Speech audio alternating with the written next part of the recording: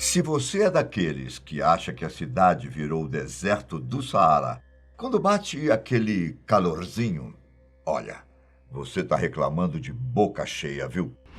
Para você ter uma ideia, as temperaturas nessa imensa região podem atingir os 50 graus Celsius durante o dia.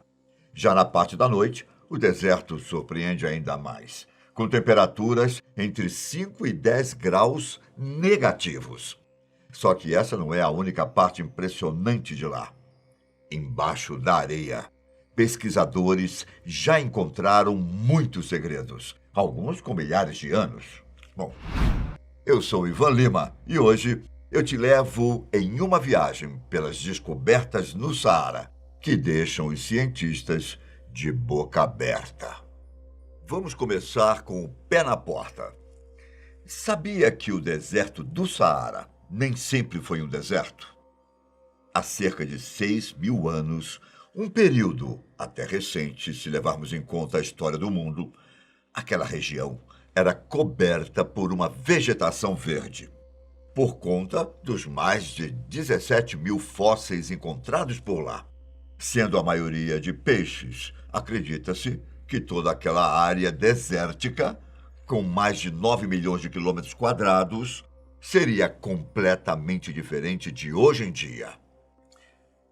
Onde hoje encontramos muita areia quente, acredita-se que tenha existido inúmeros assentamentos humanos, como aldeias e acampamentos, com áreas específicas para a criação de animais e regiões de pastagem. Tudo isso em conjunto com vários lagos e rios.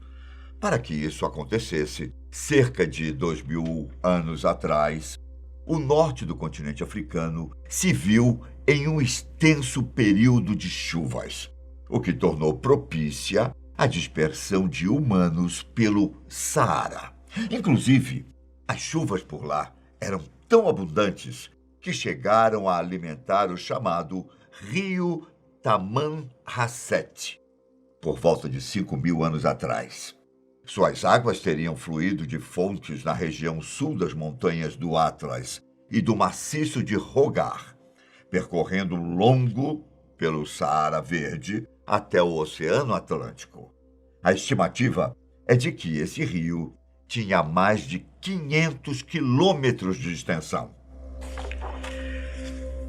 A descoberta foi feita em 2015, graças a um sensor de micro-ondas de um satélite japonês, que permitiu que os cientistas elaborassem imagens tridimensionais do que estava abaixo do deserto do Saara. Mas esse não é o único segredo que as areias do Saara escondem. Mais ao norte da região da África Central, pesquisadores encontraram pistas do que ficou conhecido como Lago Mega Chad. Hoje em dia, apenas o Lago Chad restou, com uma área que nem se compara ao adjetivo mega, que ele já mereceu um dia.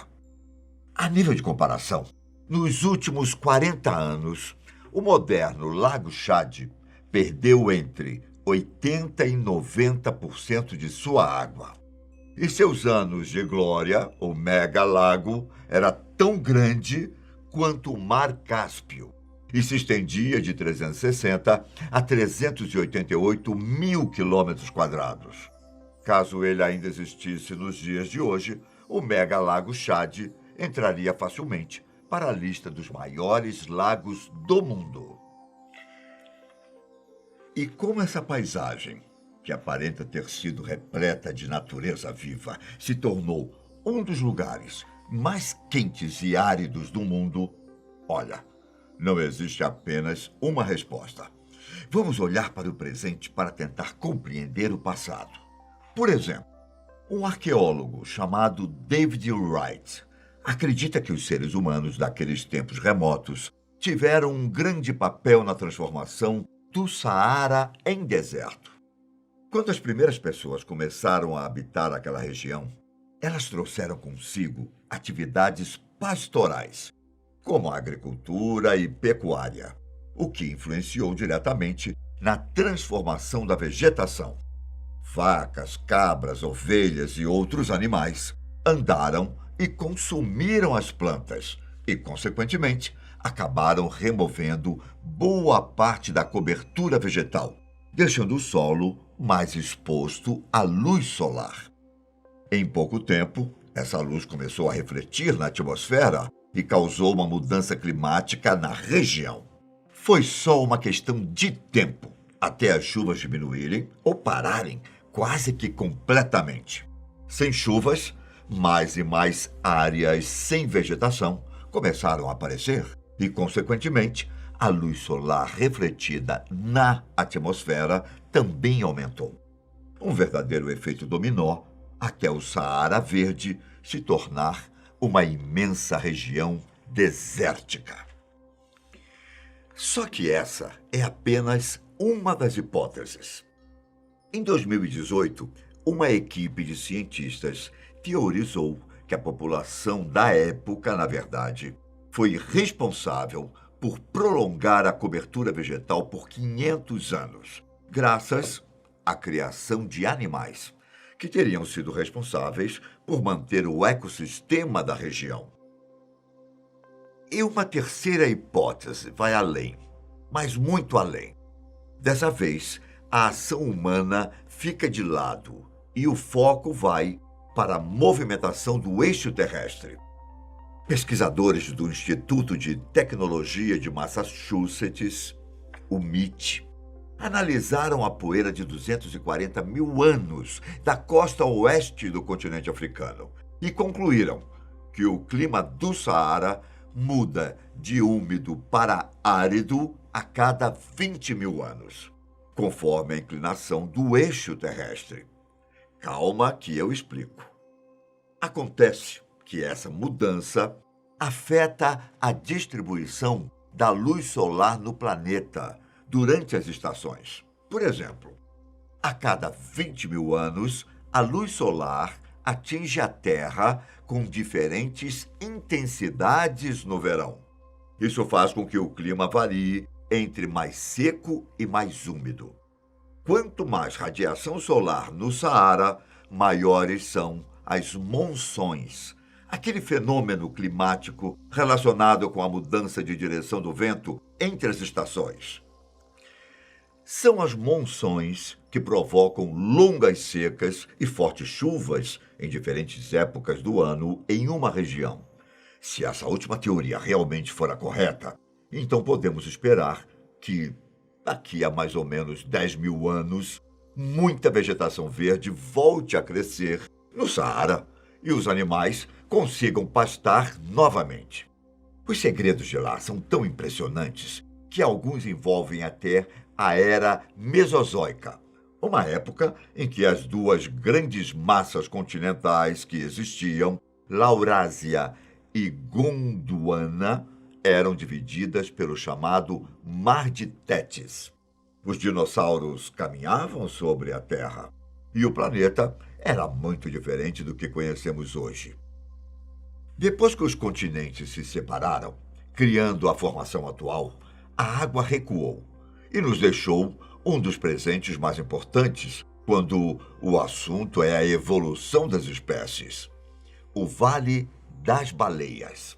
Basicamente, a quantidade de fósseis encontrados por lá, sem falar da ótima qualidade deles, mostra com precisão como foi a transformação de alguns animais terrestres para animais aquáticos, principalmente do antigo parente das baleias, o Basilosaurus.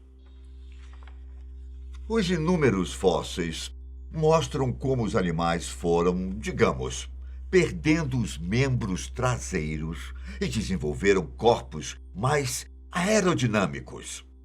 Além do Basilosaurus, os exploradores também encontraram os restos de vários animais pré-históricos, desde tartarugas antigas, cobras e até crocodilos, com características bem diferentes das atuais.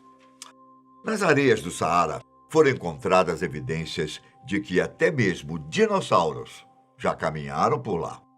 Pesquisadores conseguiram encontrar fósseis do Saurópodes, um grupo de dinossauros que viveu no planeta há mais de 100 milhões de anos. A julgar pelo osso encontrado, é provável que o animal chegasse a 32 metros de comprimento. Além disso, em 2018, cientistas encontraram outro osso de dinossauro, dessa vez na região oriental do Saara.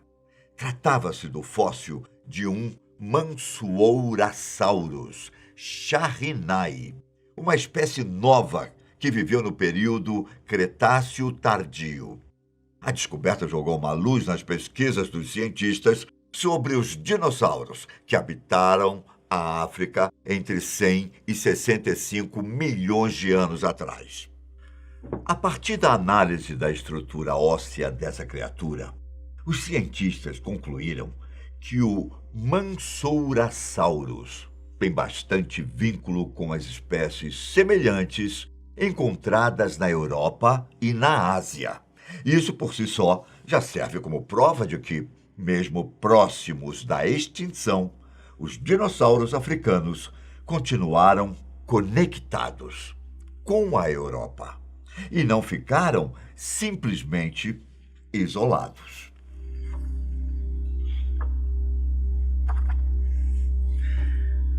Agora eu vou te contar o maior mistério do Saara. Um mistério que, inclusive, também pode ser um dos maiores do planeta. Na região noroeste do continente africano, mais especificamente na Mauritânia, uma formação geológica única tem intrigado os cientistas. Desde que foi descoberta pela missão espacial Gemini 4, em 1965, ela é tão grande, que só pode ser vista completamente do espaço.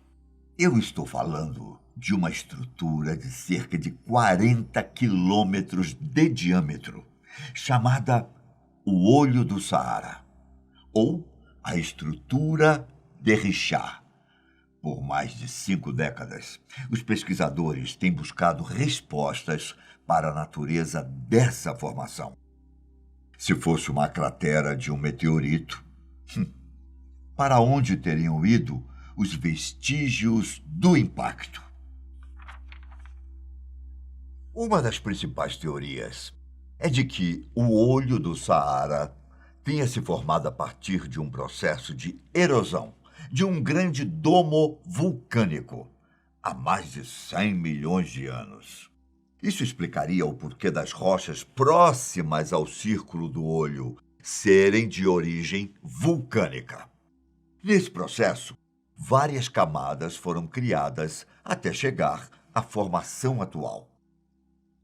Só que isso não é o suficiente para alguns.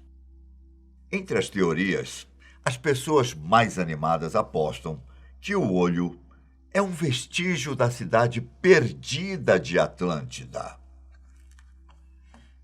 Por que isso? Você me pergunta.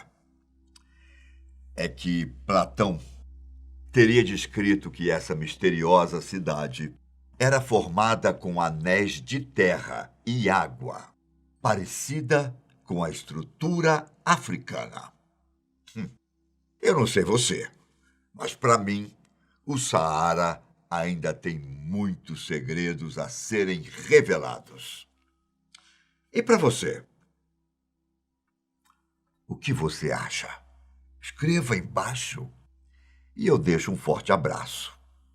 Até a próxima.